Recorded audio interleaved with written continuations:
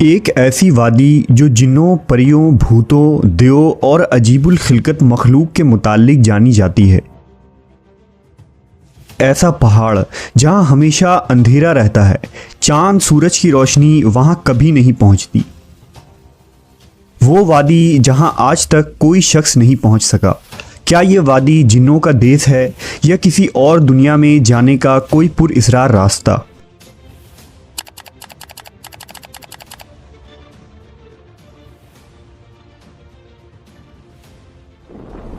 کوہ قاف کا نام سامنے آتے ہی کوئی گمشدہ عربی کہانیاں ذہن میں جاگ اٹھتی ہے۔ ایسی کہانیاں جو بادشاہوں کی حسین شہزادیوں سے شروع ہو کر جنوں اور پریوں کے زیر قبضہ ہیبت ناک قلعوں اور طلسم سے جڑی ہوتی ہے۔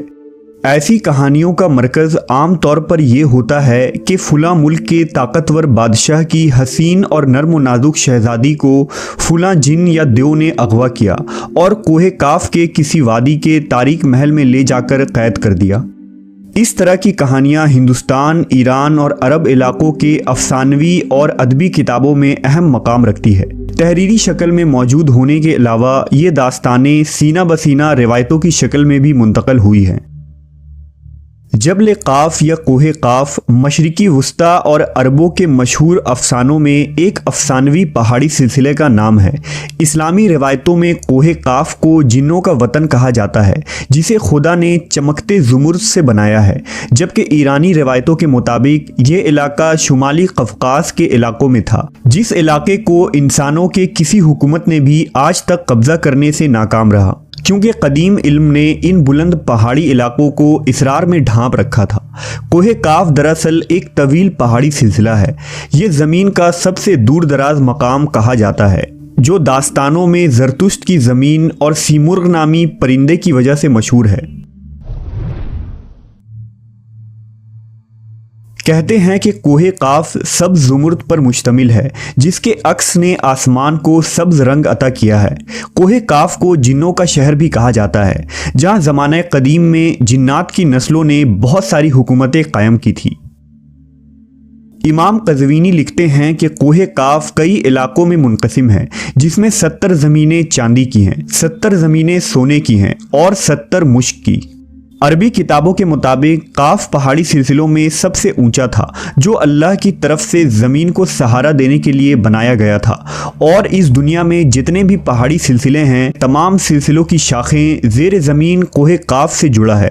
اس طرح کوہ قاف جو اس زمین کا سب سے بڑا پہاڑ ہے، تمام پہاڑی سلسلوں کا مرکز ہے۔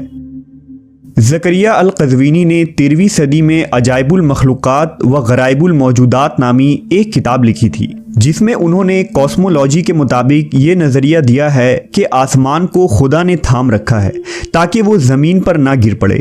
اس زمین کے چاروں طرف پہاڑوں کا ایک طویل سلسلہ ہے، جس میں کوہ قاف بھی شامل ہے، جو ان سلسلوں کو کھوٹی کی طرح اپنی جگہ پر رکھتا ہے۔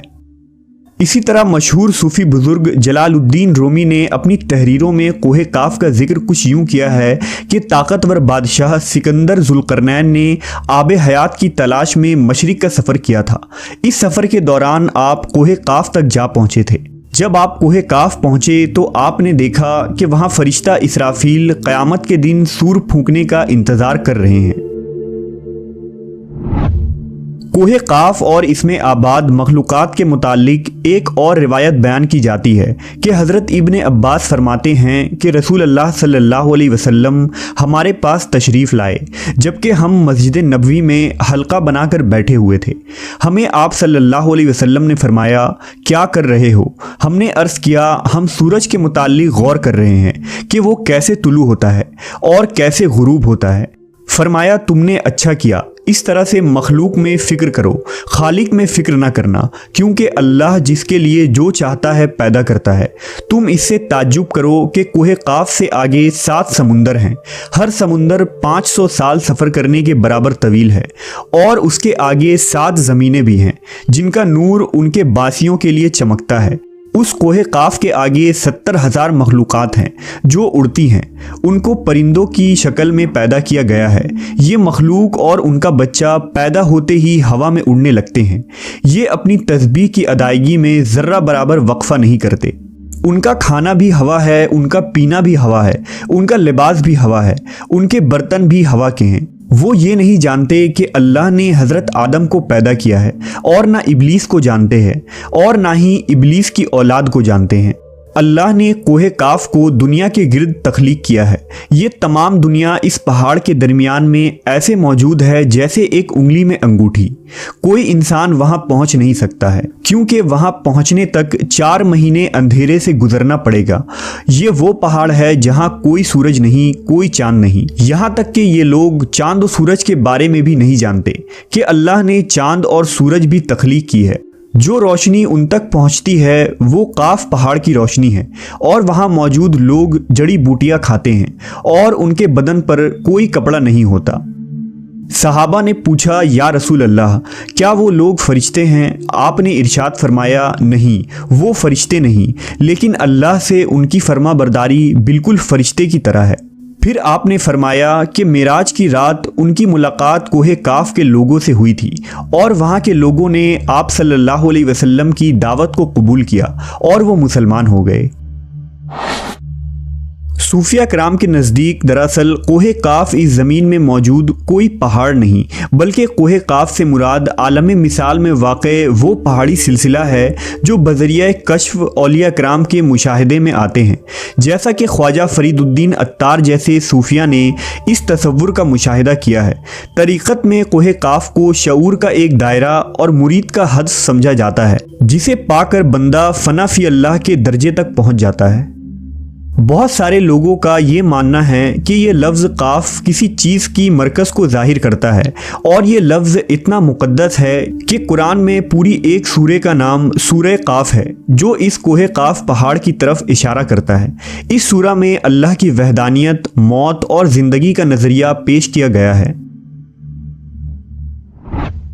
कोहे काफ जोग्राफियाई एतबार से हमारी इस ज़मीन में कहाँ मौजूद है, इसके मुतालिक मुख्तलिफ नज़रियात पाए जाते हैं।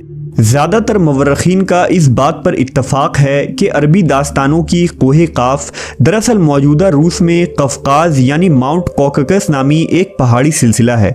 ये इलाका यूरोपी रूस में बहरे असवद और बहरे कज़वीन के दरमियानी हिस्सा है, जिसमें आर्मीनिया, आज़रबाईजान, दागिस्तान, रूस और चीचीनिया जैसे मुल्क शामिल है। ये इलाका कुदरती हुस्न से माला माल है, जहाँ जानवरों और परिंदों की बेशुमार अक़साम पाई जाती हैं। झीलें, आबशारें और छोटे छोटे चश्मे देखकर ऐसा मालूम होता है गोया जन्नत ज़मीन पर उतर आई है। यहाँ इंसानी आबादी बहुत ही कम है। ये पहाड़ी सिलसिला एशिया को यूरोप से जुदा करता है। अगर कोहे काफ को खिलाई सैटेलाइट से देखा जाए तो ये इलाका सफ़ेद पट्टी जैसा नज़र आता है, जबकि बाज़ मुहक्किकीन का ख्याल है कि कोहे काफ अंटार्कटिका के उन वीरान और बर्फीले इलाके में मौजूद है जो हमेशा बादलों और अंधेरों से ढका होता है। जबकि कुछ लोग कदीम दौर के अटलांटिस सिटी को ही कोहे काफ करार देते हैं, जो किसी बड़े अजाब की वजह से तबाह हो चुका है। जदीद फिज़िक्स की नई दरियाफ्त यानी डायमेंशंस भी कोहे काफ को समझने में आसानी पैदा कर सकती है। दरअसल फ़िज़िक्स की जदीद तहकीक के मुताबिक हमारी इस कायनात में कुल 11 डायमेंशंस वजूद रखते हैं, जबकि हम इंसान सिर्फ 3 या 4 डायमेंशंस में ज़िंदगी गुजार रहे हैं, क्योंकि हम टाइम और स्पेस के क़ैद में ज़िंदगी गुजारते हैं। उन मज़ीद 6 डायमेंशंस में कितने सितारे, सैयारे और दुनिया आबाद हैं, इसका इल्म सिर्फ अल्लाह तबारक व ताला को ही है। मुहक्किकीन के मुताबिक अरवाह की दुनिया, आलम बरज़ख और जन्नत व जहन्नम उन्हीं डायमेंशंस में मौजूद हैं जिनमें इंसान मौत के बाद दाखिल होता है। मुमकिन है कि कोहे काफ भी उन्हीं 11 डायमेंशंस में से किसी एक डायमेंशन में मौजूद हो, जहां नस्ल इंसानी का कदम रखना नामुमकिन है।